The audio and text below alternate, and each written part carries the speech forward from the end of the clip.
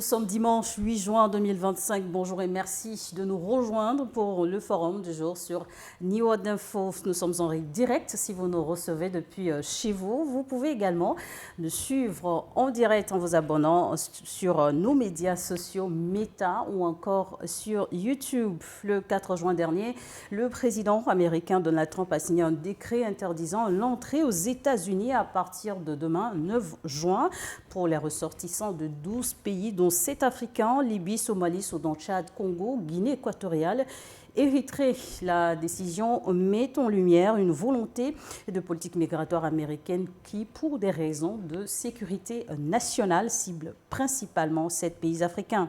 La mesure concerne tout type de visa pour ces pays, sauf certaines catégories comme celle diplomatique ou encore des affaires. Alors, derrière cette décision américaine qui fait réagir sur le continent, on se demande de quoi Donald Trump a-t-il réellement peur? Et pour le débat du jour, je reçois Mamadou Diouf, journaliste et historien et islamologue. Bonjour et bienvenue.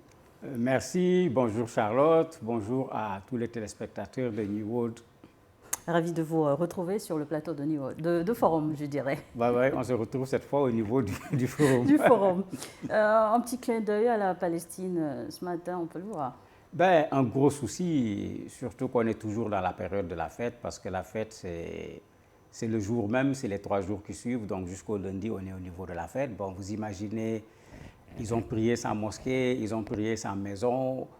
Il y a un des imams même qui avait eu cette astuce en faisant ce qu'on appelle le sermon le plus court du monde. Il a dit tout simplement plus de 50 000 morts, plus de maisons, plus d'hôpitaux, plus d'écoles. Que voulez-vous que je vous dise? Et il a arrêté le sermon pour faire la prière, pour montrer un peu la situation dans laquelle ce pays-là se trouve aujourd'hui. Que la paix revienne en Palestine et partout ailleurs dans le monde. Et vous serez accompagné sur ce plateau de son Excellence Sogoyo Kegewe, journaliste ancien ambassadeur du Togo en Allemagne. Excellence, bonjour. Comment allez-vous aujourd'hui? Oui, ça va, tout va bien, on ne se plaint pas. Surtout après la fête de la Tabaski, avec tout ce qu'on a mangé et bu, malheureusement on ne boit pas l'alcool. Hein, donc, Beaucoup de thé noir, beaucoup de thé noir. Oui, donc tout va bien. Et au lendemain de la fête de Tabaski, c'est au tour de la communauté chrétienne de célébrer ce dimanche la Pentecôte. Je souhaite donc une bonne célébration à toutes et à tous. Fini le rêve américain? C'est la question qu'on se pose, ou du moins pendant combien de temps devons-nous encore patienter pour de nouveau espérer prendre des vols à destination des États-Unis? Nul ne sait véritablement pourquoi cette décision a été prise, mais les autorités américaines disent stop pour le moment pour des raisons de sécurité et limiter l'entrée sur le territoire américain de supposés terroristes. On va en parler. Cette décision, Mamadou Diouf, la principale justification avancée par le président américain pour cette décision interdisant l'entrée de ressortissants de 12 pays, dont 7 Africains sur le sol américain, et la lutte contre le terrorisme, une raison suffisamment valable selon vous? C'est une raison valable quand on regarde la responsabilité d'un président de la République. C'est lui qui est le garant de la sécurité de ses citoyens. Mais quand il s'agit de Trump, ça ressemble un peu à un alibi. Quand je dis ça ressemble à un alibi, on a vu Trump dans sa campagne électorale. On a vu les partisans de Trump avec tout ce qu'ils disent de mal de ces étrangers qui sont au niveau des États-Unis. On se rappelle pendant son premier mandat comment le racisme envers les Noirs en particulier avait pris de l'ampleur parce que le président semblait cautionner, on ne le voyait pas condamner fermement ce qui se faisait par rapport aux Noirs. Donc en fait, il y a un problème de sécurité, c'est vrai. Il y a un problème de terrorisme, c'est vrai. Mais il y a plutôt un alibi ici que Trump est en train d'utiliser parce que Trump veut réduire au maximum l'arrivée des étrangers aux États-Unis. Et il ne s'arrête pas à ça, il l'a dit clairement, même ceux qui sont déjà sur place et qui ne sont plus en situation régulière, il veut les faire partir. Pour donner un exemple, si c'est à cause des questions de sécurité, parce qu'il a dit que c'est des pays dont les ressortissants peuvent être des risques pour les États-Unis, l'élément qui déclenche cette loi, c'est des engins incendiaires qu'on a jetés sur une foule qui manifestait en demandant la libération des otages au niveau de la Palestine. Celui qui a jeté l'engin, c'est un Égyptien. Est-ce que vous avez vu l'Égypte sur la liste? Ça pose problème. Les autres pays, quels citoyens de ces pays on nous a montré qui, d'un point de vue sécuritaire, justement, a posé problème? Quelle analyse faites-vous de cette curiosité qui est très flagrante? L'un Égyptien est donc impliqué dans cet incident et son pays ne fait pas partie de la liste noire. Quelle analyse en faites-vous? L'analyse est toute simple. L'Égypte est un allié pour les États-Unis et l'Égypte est à la frontière d'Israël et de la Palestine, dans un endroit qui intéresse particulièrement les Américains. C'est tellement un allié stratégique que quand vous regardez, quand les Américains prennent les décisions de façon générale, ils n'en font pas partie. Quand on prenait les décisions sur USAID et autres, il y avait des exceptions. L'Égypte faisait partie des exceptions. Donc il y a une relation stratégique qui est là, qui fait que quand il s'agit de l'Égypte, la règle générale n'est plus appliquée parce qu'il y a d'autres enjeux qui rentrent en ligne de compte. C'est pourquoi j'ai dit, c'est vrai, la question sécuritaire, c'est à un président de garantir la sécurité de ses citoyens, mais derrière cette question sécuritaire, bien sûr, il y a ce qu'il avait promis à ses militants pendant la campagne électorale. Il y a Trump avec sa vision, les États-Unis d'abord, où tout cela, on préfère les faire partir. Excellence, Sogoyou Kigwe, les États-Unis veulent mieux protéger leur territoire, donc leurs citoyens, mais en Afrique, les réactions semblent, en tout cas, démontrer que c'est une décision injuste. Quel commentaire cela vous inspire?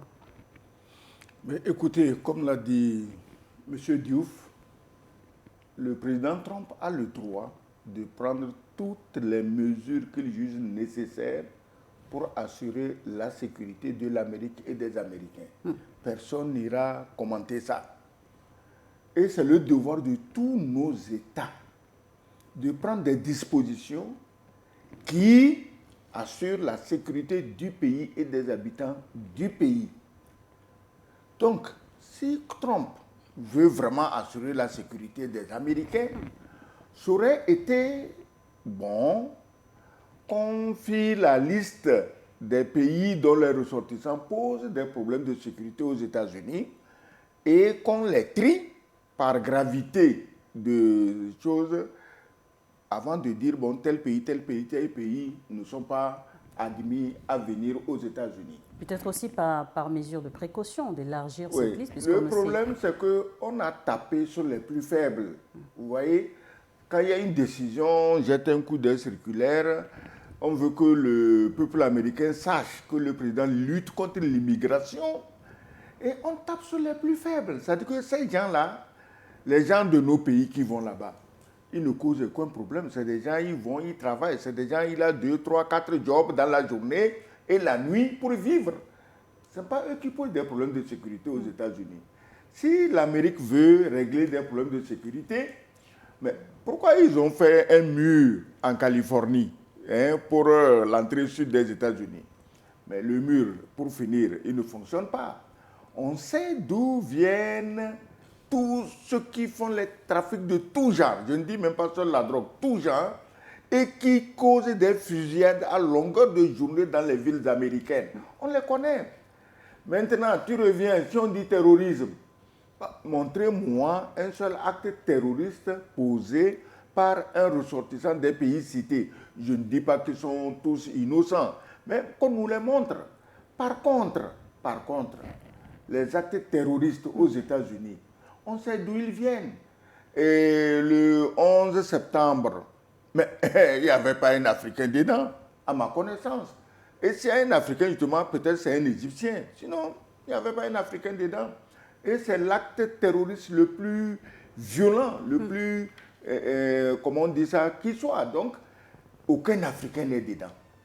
Donc, les Américains sont les gens les mieux informés, ils ont les meilleurs services de renseignement au niveau de la CIA, du FBI, du NS quoi, machin. Ils savent qui cause l'insécurité chez eux. Ils savent. Ça, ils ne peuvent pas plaider l'ignorance. Donc, maintenant, ils n'ont qu'à faire usage de leur connaissance des réalités pour prendre des sanctions contre les pays qui causent des problèmes d'insécurité. 7 pays figurent donc sur cette liste, la Libye, la Somalie, le Soudan, le Tchad, le Congo, la Guinée équatoriale, l'Érythrée. Un mot sur l'état des relations entre ces pays et les États-Unis, Mamadou Diouf? En fait, c'est ce que l'ambassadeur dit qui est vrai. Regardez les pays qui sont cités. Le Tchad, par exemple, a déjà réagi en disant qu'il trouve que la décision est injuste, en précisant que surtout, s'il faut prendre la décision contre les terroristes, le Tchad est dans cette lutte contre le terrorisme dans son pays et dans le Sahel depuis des années. Donc le Tchad ne devrait pas être concerné par une telle décision. Si vous prenez les autres pays qui sont cités, la Somalie par exemple, objectivement, en quoi la Somalie menace la sécurité des États-Unis. C'est vrai, il y a des groupes terroristes là-bas, avec ce qu'on appelle les Shabab. Mais est-ce que ces Shabab vont poser des actes aux États-Unis? Comme l'a dit Excellence, on ne nous a pas encore montré un élément concret par rapport à cela. Donc quand on regarde, Trump a fait des promesses de campagne. Trump a des partisans, parmi lesquels il y a des racistes en bonne et due forme, ce qu'on appelle les suprémacistes blancs. On a vu ce qu'ils ont fait dans son mandat précédent. Et n'oublions pas que la même loi, il avait pris la même loi en 2017. C'est Biden, quand il est arrivé en 2021, qui avait abrogé la loi et il est en train de ramener cette même loi. Donc, il ne faut pas qu'on essaye de regarder pays africain par pays africain qui a fait quoi aux États-Unis. Il a donné un exemple pertinent avec le 11 septembre. Les Américains eux-mêmes disent qu'il y avait beaucoup de Saoudiens parmi ceux qui ont fait le 11 septembre. Est-ce que l'Arabie Saoudite est sur la liste? Il y a eu l'attentat d'Oklahoma City. C'était un white anglo-saxon protestant qui avait fait l'attentat d'Oklahoma City. Celui-là était un Américain en bonne et due forme. Ben, si c'est seulement les questions d'insécurité, qu'est-ce qu'on fait maintenant de ces Américains qui se lèvent du jour au lendemain, ils prennent leur fusil, ils rentrent dans les écoles, ils tirent sur les gens? Pourquoi la loi est aussi sélective? Alors qu'en principe, la loi devrait être impersonnelle, c'est-à-dire quand la loi est là pour la sécurité, tout ce qui pose problème par rapport à la sécurité devait être concerné et en ce moment, il n'y aurait pas de discussion. La deuxième chose, est-ce que quand un Sénégalais commet un attentat aux États-Unis, tous les Sénégalais doivent porter la faute de ce Sénégalais-là? Parce qu'en ce moment, l'imputabilité de la chose, c'est comme si on quitte l'individu et on affecte la faute de l'individu au pays auquel l'individu appartient. Mais je trouve que juridiquement, c'est quelque chose qui ne tient pas la route. Quand on dit voilà un coupable, c'est lui qui est coupable. Son père n'est pas coupable, son fils n'est pas coupable. Ben, sauf quand on fait le loup et l'agneau. Si ce n'est toi, c'est donc ton frère. C'est donc ton frère, oui. Donc vous estimez en silence que c'est injuste, ces pays ne méritaient pas de vivre Écoutez, ces sanctions? Ces pays, je crois que vous avez parlé de la Somalie. C'est les Américains, les Occidentaux même qui ont causé la pagaille en Somalie. Il y avait Siad Barre, on a dit que c'est un dictateur. On l'a chassé pour mettre les groupes terroristes. C'est comme il est terroriste. Après, ils sont allés soi-disant pour combattre ces terroristes.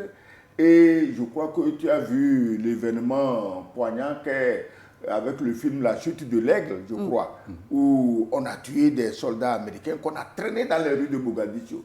C'est les Américains même qui ont préparé le terrain à ces événements. On cite un pays comme la Libye. Charlotte, laisse-moi te dire qu'avant la mort de Kadhafi, aucun Libyen ne quittait son pays pour aller vivre où que ce soit. On vivait, l'homme moyen, c'est-à-dire que les citoyens moyens lambda, en Libye avait un niveau de vie 2 fois plus élevé que celui du citoyen lambda aux États-Unis. Aucun Libyen n'avait intérêt à quitter son pays. Qu'est-ce qu'ils ont fait? C'est les Américains avec Bill Clinton, avec Obama, avec le bandit qui a maintenant Sarkozy, la ceinture ou bien le bracelet de voyou au pied, et avec Tony Blair l'anglais. C'est quand ils se sont entendus pour aller assassiner Kadhafi et implanter les terroristes. On a dit, ah non, il n'y a pas de démocratie, il n'y a pas de droits de l'homme. Kadhafi, bon d'accord, Kadhafi est parti. Et on a amené une myriade de terroristes pour les implanter en Libye. En fait, il y avait des arrière-pensées. c'était pour voir comment envahir les pays africains. Le Sahel, a commencé par le Sahel. Ce n'est pas le Sahel seul. Hein. Nous tous, nous sommes dedans. Hein. Je le répète tous les jours. Donc, c'est eux qui créent ces situations qui font des pays les plus normaux, les plus honnêtes, des pays de terroristes. Mais malgré ça, on n'a jamais appris qu'un Libyen a commis un attentat aux États-Unis. Cela n'arrivera même pas.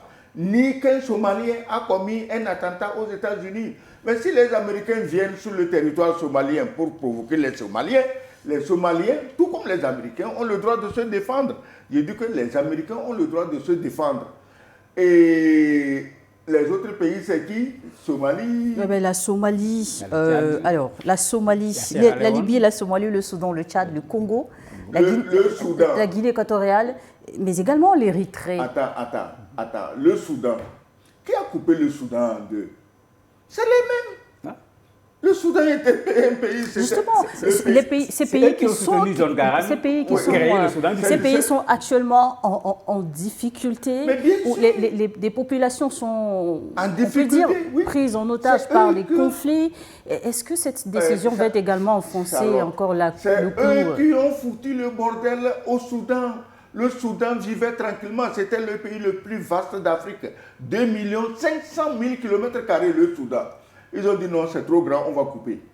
Et ils ont coupé. C'est eux qui ont induit les Soudanais en erreur en les divisant en chrétiens au sud et musulmans au nord. Mais ces gens vivaient chrétiens au sud, musulmans au nord depuis des siècles.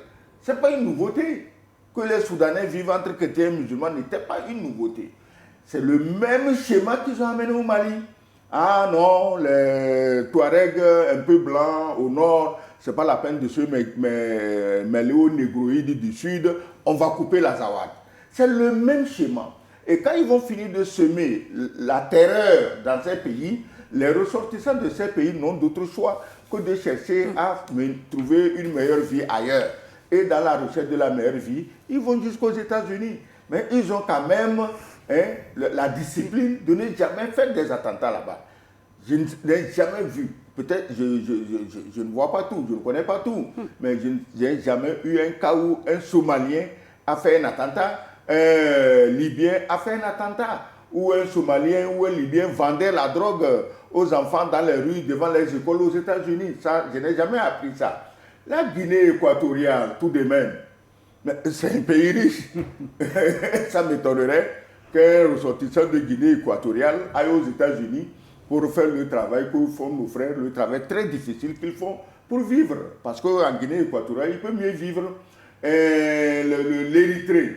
Mais l'Érythrée, la guerre entre l'Érythrée et l'Éthiopie, ces Américains, ils ne sont pas innocents, ils sont dedans. C'est eux qui créent le désordre partout, qui radicalisent les populations. Et après, ils sont les premiers à crier contre l'insécurité. Mais de toutes les façons, malgré tout ce qu'ils ont fait, aucun ressortissant de ces pays n'a commis un acte terroriste aux États-Unis en mesure de menacer la sécurité intérieure ou même extérieure des États-Unis. Durant ces 100 premiers jours de gouvernance, le président américain Donald Trump a pris de nombreuses décisions. D'abord, c'était l'arrêt de l'aide internationale américaine à travers notamment USAID, l'interdiction de l'université de Harvard pour les ressortissants africains ou étrangers. Aujourd'hui, c'est non au visa d'entrée aux États-Unis, une décision de trop. Les pays cités, vous l'avez tantôt expliqué, les situations critiques que connaissent ces pays. Est-ce que ce n'est pas un peu de trop, ces décisions qui se sont enchaînées? C'est une décision de trop et ça se voit. Vous avez les démocrates, bien que ce soit la partie opposée par rapport aux républicains, qui ont dénoncé en disant clairement que cette décision-là, elle ne tient pas la route. Vous avez Amnesty International qui a dénoncé avec des mots extrêmement forts, qui parlent de discrimination, de racisme et de décisions cruelles. Mais vous avez un autre phénomène qui commence à venir, qu'on a vu à Los Angeles, où il y a eu des manifestations. Quand la police migratoire est venue, les gens sont sortis pour s'opposer à la police migratoire. Et ceux qui sont sortis, ce sont des Américains également, pour dire que c'est Trump avec sa façon de faire, avec sa manière de balancer ses ces décisions télévisées pour faire le buzz devant tout le monde, mais cela va poser problème au niveau de la société américaine elle-même parce que, n'oublions pas, est-ce que Trump est américain? C'est-à-dire, si on fait l'histoire de ses parents, est-ce que Trump est américain? Est-ce qu'il n'est pas comme Obama? Il est américain aujourd'hui, mais quand vous allez dans l'histoire, vous trouvez que ses parents viennent d'ailleurs. Et ça, aux États-Unis, à la limite, ce n'est pas une surprise parce que c'est comme cela que ce pays a été construit. D'ailleurs, dans la réaction des démocrates, c'est ce qu'ils rappellent. Les États-Unis ont été construits avec des gens venant d'ailleurs, et ce melting pot-là est une réalité au niveau de ce pays, mais Trump ne veut pas respecter ce melting pot puisque sa politique est très claire, réduire les entrées aux États-Unis, faire partie ceux qui sont là-bas en situation irrégulière. Vous avez le cas d'Haïti, ce n'est pas un pays africain, mais qui nous intéresse. Vous avez 500 000 Haïtiens qui sont là-bas, qui bénéficiaient d'une protection qui permettait de ne pas les renvoyer en Haïti. Il a levé l'interdiction. Mais quand tu renvoies quelqu'un à Haïti aujourd'hui, mais tu l'amènes en affaires. Est-ce que c'est acceptable qu'on dise à ces Haïtiens, rentrez chez vous, alors que leur chez vous, là, on ne peut plus l'appeler un chez vous avec tous les gangs qui sont là-bas, qui se disputent des parties de ce territoire, alors que dans le droit international, on ne renvoie pas quelqu'un chez lui dans ces conditions-là. Il faut que la personne puisse avoir la possibilité de rentrer dans sa maison calmement. Il y a un autre élément, Trump aime faire des étrangers son bouc émissaire. À chaque fois qu'il y a des problèmes, c'est les étrangers, il est dedans. On peut s'interroger également, parce qu'on a vu ce qu'il a fait avec les taxes au niveau de la douane. Est-ce que Trump n'est pas intéressé par quelque chose dans ces pays pour proposer une sanction et après, comme il l'a fait, négocier avec ces pays? Est-ce qu'il n'y a pas des intérêts quelque part qui font que, bon, pour bousculer ces pays à avoir un certain nombre de choses, il met des sanctions de façon forte, ensuite on négocie pour qu'ils puissent avoir quelque chose dans ces pays qui intéressent les États-Unis, soit de façon stratégique. Vous pensez qu'il pourrait y avoir d'autres intérêts? Mais écoutez, Trump, c'est, comment on appelle, c'est un vendeur ambulant. Hein? C'est l'homme d'affaires de base. C'est un vendeur. Il veut faire des deals, comme il le dit lui-même, c'est le mot qu'il adore, il veut faire des deals. Vous prenez Haïti, dont les malheurs viennent de là où on sait. Depuis son histoire, il y a les Français, il y a les Américains eux-mêmes qui ont fait de Haïti leur vache à lait, malgré la misère ambiante. Mais il se fait qu'aujourd'hui, on découvre à Haïti, dans les eaux territoriales ou sur le continent, des réserves immenses de pétrole, de gaz, machin. Bon, comme tu le dis, peut-être on renvoie les Haïtiens pour pouvoir faire pression sur le gouvernement haïtien pour qu'il leur donne cadeau ce qui lui revient, parce que Haïti a tout donné à ces pays-là. Si Haïti est dans la misère aujourd'hui, ce n'était pas un pays pauvre. C'était un des plus riches, sinon le plus riche, dans les Caraïbes là-bas. Mais les Français ont eu la prouesse, comme ils en ont l'habitude, d'en faire le pays le plus pauvre. Les Américains sont venus ajouter leur louche d'appauvrissement prononcé. Et aujourd'hui, on te dit qu'on chasse les ressortissants haïtiens. Chaque fois qu'il y a un gouvernement à Port-au-Prince, comment il tombe? Le dernier président qu'ils ont assassiné dans son lit, à côté de sa femme, avant qu'on ne se rende compte que la femme elle-même était impliquée dans le coup. Mais qui organise ça? C'est les gens qui ont l'argent. Et ces gens, ils sont où? Ils sont aux États-Unis. Ils sont aux États-Unis. Pourquoi ils ne chassent pas? S'ils chassaient aujourd'hui les chefs des gangs qui ensanglantent Haïti, mais qui sont basés aux États-Unis, tout le monde aurait applaudi. Mais s'il faut chasser le pauvre Haïtien qui a réussi à traverser... Le réfugié. Réfugié pour pouvoir trouver à manger, moi je crois que c'est pitoyable, mais peut-être, comme on le dit, c'est pour obtenir quelque chose en échange. Parce que tous les pays qu'on a cités, la Libye, la Somalie, le Soudan, l'Érythrée, la Guinée équatoriale. Ces pays ont des richesses énormes. À défaut d'aller les massacrer jusqu'au dernier, comme ils sont en train de tuer les Ukrainiens jusqu'au dernier, à défaut d'aller les massacrer jusqu'au dernier, on trouve une formule pour les obliger à donner gratuitement leurs richesses. On a fini avec l'Ukraine, hein. Tout le monde voit, nous sommes témoins de comment ces pays-là vivent, sur quoi ils bâtissent leur prospérité, leur richesse, sur la négation de la vie humaine. Mais c'est eux qui, tous les jours, fanfaronnent Hein? Ah, droits de l'homme, ah, démocratie, ah, liberté d'expression, c'est eux. Vous l'avez si bien rappelé, les situations critiques dans la plupart de ces pays qui sont cités sur cette liste noire, comment alors cette décision pourrait-elle influencer la perception de l'Amérique à l'échelle mondiale, notamment en Afrique, en termes de leadership, mais également de démocratie?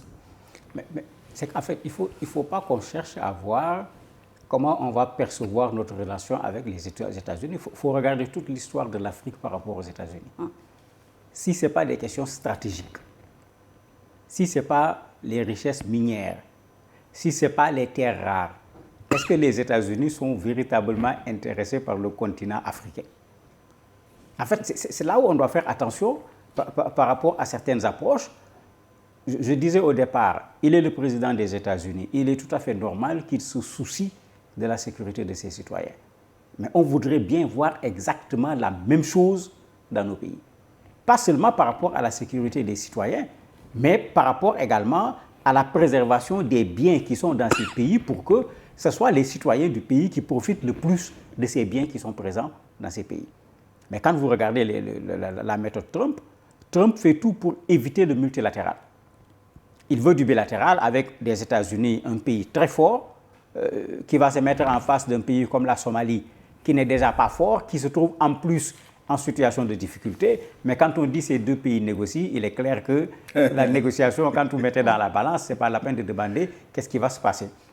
Maintenant, l'autre élément, Trump est en train de faire des États-Unis un pays que les gens vont regarder autrement. Autrement parce qu'il a de façon sauvage, parce que c'est comme ça qu'il faut l'appeler, supprimer l'aide avec USAID. Il ne s'est pas arrêté là-bas. Il a fait la même chose avec la Banque africaine de développement, la BAD, 550 millions de dollars pour des investissements dans des pays africains. Mais pour moi, il ne s'agit pas de regarder qu'est-ce que ces gens-là font, mais il s'agit plutôt de tirer la leçon. Alors, quand vous parlez de leçons, est-ce que vous pensez que ces pays concernés pourraient réagir par des mesures de représailles ou peut-être décider de renforcer les coopérations avec d'autres partenaires internationaux? Oui, j'ai vu le Tchad qui a agi courageusement en prenant des mesures, disons, de réciprocité. Ce n'est pas représailles, c'est réciprocité. Tu m'interdis ceci, je t'interdis cela. En diplomatie, cela se fait. Mais même ça, que les Américains n'aillent plus au Tchad, dis-moi qu'est-ce que ça a changé en Amérique? Pas grand-chose. Que les Américains n'aillent plus dans les pays à qui ils ont interdit l'entrée. Mais forcément, les États-Unis doivent avoir des intérêts. Oui, ils attendent que les pays soient essoufflés et qu'ils aillent prendre les richesses de ces pays. C'est la tactique. C'est la tactique parce que ces pays, aujourd'hui, on se rend compte qu'en Afrique, il n'y a pas un seul pays qui ne soit assis sur des fortunes colossales. Est-ce que tu vois? Maintenant, toi, tu parlais tantôt de quoi? Démocratie, machin. Non, madame. Si la démocratie était quelque chose de bon, pourquoi on attend 1990 pour amener ça en Afrique? Alors qu'on saigne l'Afrique depuis au moins 2 ou 3 siècles. Dis-moi. Donc, on a trouvé une autre parade pour voler, parce qu'en amenant la démocratie, on dresse les Africains les uns contre les autres, et puis ça fonctionne, hein, cette affaire-là. Fonctionne tellement bien que le blanc n'a plus besoin de s'agiter. L'Africain tue l'Africain, le blanc vient prendre. C'est comme ça que ça se passe. S'il n'y avait pas la démocratie, ce ne serait pas possible. Donc, cette démocratie n'était pas venue aussi pour nous aider, pour nous libérer, pour nous développer. Elle est venue pour semer la zizanie entre nous. Les frères ne reconnaissent plus les frères. Les gens s'entretuent dans le même couple. Bon, la femme est ceci, l'homme est cela. C'est la pagaille générale. Voilà à quoi sert cette démocratie. Le jour où les Africains eux-mêmes concevront, bâtiront et appliqueront leur démocratie, ça sera dans notre intérêt. Pour le moment, ce n'est pas dans notre intérêt. Donc, on s'en fout de la démocratie. Ces pays-là, c'est eux-mêmes qui en ont fait des pays de rébellion, des pays de division, des pays de guerre et des pays de terroristes. La restriction concerne pour l'instant des visas étudiants visant à court ou long séjour, sauf pour des passeports diplomatiques, des visas d'affaires, mais pas pour longtemps, hein, ont précisé les autorités américaines. Nos leaders politiques peuvent-ils s'attendre à être touchés par cette mesure un beau matin? Non, la diplomatie est gérée par des conventions. Ils ne peuvent pas se lever comme ça et puis empêcher à un diplomate tchadien de venir aux États-Unis. Dans les exceptions, par exemple, ils ont mis les athlètes, puisqu'ils vont organiser en 2026 une organisation sportive qui est importante. Tu as également des règles au niveau du sport. Parce qu'en fait, la loi des États-Unis ne peut pas leur permettre de faire la loi partout. Donc, ils ont été obligés, dans ces exceptions, de tenir compte de ces éléments-là. Mais moi, je crois que la réaction ne doit pas être laissée à ces pays qui sont concernés. Parce que le texte dit clairement que si ces pays changent, on peut les sortir de la liste. Mais si d'autres pays font la même chose, on peut les faire rentrer dans la liste. C'est-à-dire, il faut que Trump arrête de justement, penser... à quel changement s'attendent les États-Unis pour justement revenir sur les principes de base? Moi, quand Trump parle, je ne prends pas cela au sérieux. C'est difficile, mais c'est comme ça. Rappelez-vous ce qu'il a fait avec le président sud-africain en montrant des images qui sont des images fausses. Et ça, c'est du bien connu chez Trump. Ou quand il dit une chose, ça ne tient pas la route, il va faire ce qu'il veut faire avec. Ce qui l'intéresse, c'est d'obtenir son résultat. Excellence l'a dit tout à l'heure en parlant de marchand ambulant. Moi, je considère que c'est un businessman politique. C'est-à-dire qu'il ne fait pas de la politique comme les gens le font, mais c'est ce mania de l'immobilier qui veut faire de la politique ce qu'il a fait avec l'immobilier, alors que ça n'est pas du tout la même chose. Même quand vous regardez dans ce qu'il dit, il est toujours dans son idée, les Américains d'abord. Pendant qu'il dit les gens n'ont qu'à quitter le pays, en même temps il dit mais je crée une carte en or, une gold card. Celui qui veut rentrer aux États-Unis peut acheter la carte. La carte coûte 5 millions de dollars. C'est-à-dire, tu as le Trump, homme d'affaires, qui est toujours dans l'argent. Il a fait la même chose avec l'Ukraine. Il dit qu'il termine la guerre n'est pas terminée. Il se bat contre le président ukrainien pour signer un accord pour exploiter les ressources d'un pays qui n'est pas encore sorti de la guerre. Il fait la même chose en Palestine. Il y a un génocide, on massacre les populations. Toi, tu parles d'un espace où on va mettre au bord de la mer, on va mettre une riviera pour permettre aux gens de venir vivre. C'est-à-dire que Trump ne raisonne qu'en argent, en intérêt, en bénéfice. Il faut que les gens le comprennent, de sorte que quand il prend une décision, il faut toujours chercher derrière, est-ce qu'il n'y a pas de l'argent? Est-ce qu'il n'y a pas, comme on le dit, une mine, une niche qui se cache quelque part dans la décision que Trump est en train de prendre? La décision a fait réagir sur le continent, les jeunes surtout, qui pensent être la première cible, puisque les visas étudiants sont également restreints. Mais comment comprenez-vous cette vague de réaction? Il y a tant d'Africains qui attendent de sortir du continent? Mais bien sûr, les Africains sortent du continent pour plusieurs raisons. On ne sort pas pour sortir. Mais maintenant, surtout pour venir au visa étudiant, si vous empêchez les jeunes d'aller chercher la connaissance, ça veut dire que vous arrêtez net les chances de développement de ces pays. Au fait que les Américains interdisent Harvard aux étrangers, mais au fait, ils ne pensent même pas aux Africains, ils pensent aux Asiatiques. Aux Chinois surtout. Aux Chinois. Ils sont nombreux là-bas. Qui ont acquis des connaissances tellement pointues qu'ils sont en train de les défier. Ils se disent, mais si on laisse aussi ces nègres d'Afrique venir acquérir les mêmes connaissances, demain, ils vont nous poser des problèmes comme les Chinois le font. Il y a les Chinois, il y a quel pays encore? Les Indiens. Les Indiens. Il y a les Chinois, il y a les Indiens. Donc, tous ces pays-là sont allés puiser dans la mine d'or des connaissances en Amérique. Et ils se disent, ça suffit. Mais malheureusement, les Chinois même ont atteint un tel niveau qu'ils peuvent créer des universités à l'image de Harvard chez eux. Donc, en croyant punir ces Asiatiques... Et qu'en est-il de l'Afrique alors? À Caen, des universités à l'image de Harvard sur nos continents? Non, en Afrique, on ne donne pas l'importance à la connaissance. En Afrique, connaître ne te donne droit absolument à rien. Il faut avoir la gueule, faire la politique, faire de la manipulation, faire ceci, faire cela. Ok, ça rapporte gros. Mais la connaissance, regarde comment nos écoles sont organisées. Où est la connaissance? Où est-ce qu'on donne la valeur à la connaissance? On ne donne pas la valeur à la connaissance. Donc, le jour où les Africains seront conscients, Je ne sais pas si hier tu as suivi en Chine. Ils vont passer leur bac qu'ils appellent le Cao ou le Gao. Hier. Mais c'est 13 millions de jeunes Chinois et la Chine retient sa respiration parce que des mesures exceptionnelles ont été prises pour que tout enfant arrive à l'heure et fasse sa composition et que c'est en sortant, c'est les notes que tu feras, les performances que tu feras là-bas qui te permettront d'entrer dans telle ou telle université de prestige qui te permettra après de trouver un bon emploi. Mais dans nos pays, on fait comme on peut. Donc, les Africains... Est-ce qu'on devrait continuer à faire comme on peut sur le plan éducatif? Pardon, laisse-moi. Les Africains doivent donner la vraie place qu'il faut à l'éducation. Il faut donner la place à l'éducation. Tous nos problèmes, c'est la mauvaise éducation qui amène tous les autres problèmes. Il faut éduquer les gens. Il faut éduquer les enfants. Il faut éduquer la jeunesse. Mais on est là. Et puis, bon, on fait l'école de 2025 est comme l'école de 1960 quand nous on allait à l'école. Mais où est l'évolution? Et c'est comme ça dans toute l'Afrique noire. Je ne parle pas d'un pays, je parle de tous nos pays. J'espère que les pays révolutionnaires du Sahel vont concevoir des cursus scolaires capables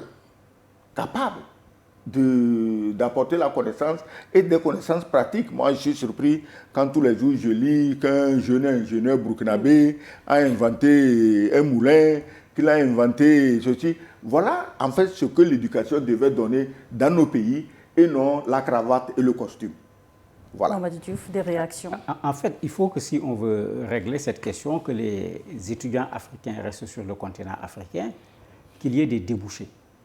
On a déjà un problème avec les filières. Quand quelqu'un te dit « je veux faire telle filière », tu le trouves dans quel pays? En Afrique. Si on veut régler la question de l'éducation en Afrique, et c'est parfaitement possible, il faut qu'il y ait un consensus sur la question de l'éducation. Qu'on s'accorde sur son importance et que dans les tribulations politico, je ne sais pas quoi et quoi, qu'on mette l'école complètement à part. Voilà. Quand vous regardez ce qui se passe dans les autres pays, il y a beau y avoir des remous dans le pays, on dit l'école, on ne touche pas. La santé, on ne touche pas. Voilà. Et vous avez en ce moment une école qui part, qui fonctionne, qui s'arrête, qui s'interroge, qui s'améliore, qui continue. Mais nous, effectivement, le système scolaire, s'il faut le regarder. Moi, j'ai fait l'école, au lycée, mais on avait des laboratoires pour SVT, on avait des laboratoires pour la physique, pour la chimie. Même pour l'histoire, on avait un laboratoire. Mais nos enfants, aujourd'hui, ils trouvent quoi dans les écoles? Mais si ça veut dire que moi, j'ai été mieux formé que mon enfant, on veut que mon enfant devienne quoi? Ça pose un problème. L'autre problème, il faut que, si on veut que nos enfants s'accrochent au savoir, il l'a dit, il faut qu'on donne de la valeur au savoir. Vous entendez ce que les jeunes disent? Je vais aller à l'université, avoir mes diplômes, ça sert à rien. Mais c'est dangereux dans un pays qu'on puisse considérer qu'apprendre ne sert à rien. Parce qu'apprendre, ce n'est pas le diplôme seulement. Apprendre, ce n'est pas le travail seulement. Apprendre, c'est également ce que Mandela avait dit. Si vous ne connaissez pas la valeur de la connaissance, essayez l'ignorance. Parce que quand tu fonctionnes avec des gens qui sont ignorants, mais c'est autre chose que quand tu fonctionnes avec des gens qui ont appris. Dernier élément pour montrer la différence. En Chine, vous parlez de leur bac. Effectivement, c'est un événement national. Voilà. Mais ça dépasse l'événement national. Tu vas voir quelqu'un qui ressort du bac avec 15 de moyenne, qui va se suicider. Voilà. Parce qu'il considère qu'il est nul, parce qu'il considère qu'il ne pourra pas aller dans les bonnes écoles qu'il avait choisies. Chez nous, les gens se contentent d'avoir juste 10. Ou bien même un peu moins de 10 en espérant la clémence du jury pour pouvoir faire passer. Mais, il faut qu'on change cela parce que le développement de l'Afrique ne se fera pas sans la connaissance. Aujourd'hui, tout le monde sait le rôle que la technologie joue, que l'innovation joue dans les pays qui sont au-devant, mais il faut qu'on remette l'éducation à sa place dans nos pays. En ce moment, beaucoup de nos enfants n'auront pas besoin d'aller ailleurs. Si on ne peut pas le faire pays par pays, mais faisons-le par zone géographique, en créant des universités ou en prenant des compétences au Togo, au Mali, en Guinée, au Burkina, quand on les met ensemble, si on ne peut pas avoir quelque chose qui ressemble à Harvard, mais on peut déjà commencer à construire ce qui demain chez nous fera le Howard. Dans un monde en pleine mutation, l'Afrique a plus que jamais intérêt de chercher à mieux se positionner. Mais, notamment dans le domaine scientifique, surtout aujourd'hui. Oui, on ne peut que se positionner qu'avec les connaissances. Franchement, regardez toutes les guerres qui se passent aujourd'hui. C'est des guerres scientifiques. Les Ukrainiens et les Russes se livrent une guerre scientifique. C'est-à-dire que c'est à qui aurait l'arme la plus performante. Et dès que les Ukrainiens commencent à tirer tel type de missile, en 2 jours, les Russes ont trouvé un antidote. Aussi, peut-être, faudrait le préciser, des armes de fabrication locale avec... Oui, mais on peut les fabriquer. C'est-à-dire que dès qu'un utilise une arme, en 2 jours, l'autre a trouvé l'antidote. Pourquoi les missiles patriotes américains sont devenus pratiquement dépassés dans la guerre ukro-russe? Mais c'est que les Russes ont trouvé comment parer aux missiles patriotes qui étaient quand même les meilleurs. Les meilleurs. Mais en un rien de temps, les Russes ont trouvé une parade. Si scientifiquement, nous, on est assis, on ne peut même pas fabriquer le fusil de chasse que fabriquaient nos anciens, hein, tu sais, les gens, il faut vous renseigner, hein, il y avait des forces ici, au Togo, où on fabriquait les fusils de chasse. Au Ghana, n'en parlons pas, c'est répandu. Si aujourd'hui, nous ne sommes même pas en mesure de fabriquer ces fusils de chasse, nous ne sommes même pas en mesure de fabriquer les flèches qu'utilisaient nos grands-parents. Et quand tu as la flèche aujourd'hui, les poisons qu'ils utilisaient, personne ne les connaît. Personne ne connaît la recette. Et on est là, on est content, on fait la musique, on mange, on boit, on danse, bon, et puis la vie continue. Si nous continuons comme ça, je le dis tous les jours, les gens disent qu'on est alarmiste, qu'on est quoi, il y a des expressions, machin, mais nous allons disparaître. Si on ne met pas la connaissance au centre de nos préoccupations, les Africains vont disparaître. Alors, donc, il faut, comme il l'a dit, mais si un pays seul ne peut pas faire une université à l'image de Harvard, mais je crois quand même que 10 pays africains peuvent faire quelque chose qui ressemble, même si c'est pas... À l'échelle continentale. Voilà. Harvard, c'est une longue histoire. Ça n'a pas été fait du jour au lendemain. Il y a Harvard, il y a Yale, il y a MIT, mais c'est des Columbia, mais c'est des universités qui ont été façonnées à travers des siècles et où la connaissance est de plus en plus pointue. Tu as l'impression que aujourd'hui, avec tout ce qu'on voit, tu te dis, oh, il y a quoi encore à inventer? Mais il y a à inventer. C'est comme ça que les Chinois, en un temps de mouvement, ont mis à terre les prétentions de l'intelligence artificielle aux États-Unis. Ils sont en avance. On va revenir plus en détail. Donc, la connaissance, madame, la connaissance. On va en revenir. Merci de nous suivre dans Forum sur NIOD TV. Et donc, la première partie de cette émission s'achève ainsi. Mais pour nous, pour participer donc, à cette émission, le plus 228 96 08 43 43. En deuxième partie, nous vous donnerons la parole. On se retrouve donc juste après cette nouvelle édition du journal sur NIOD Info.